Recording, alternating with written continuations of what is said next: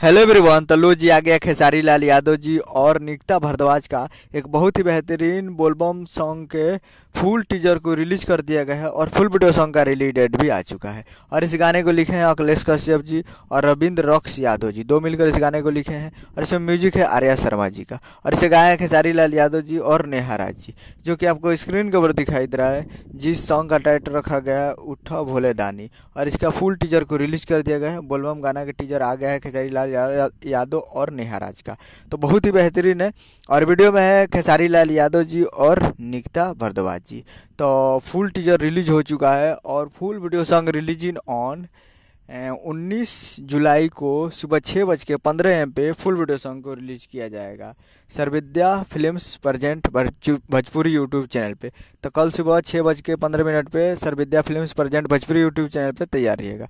उम्मीद करूँगा कि वीडियो अच्छा लगा तो चैनल को सब्सक्राइब लाइक बस करिए, ताकि जैसे खेसारी लाल यादव जी के लेटेस्ट में लाते रहे। और वीडियो अच्छा लगा तो वीडियो को एक लाइक कीजिए। मिलते हैं अगले वीडियो में, तब तक के लिए जय हिंद जय भोजपुरी।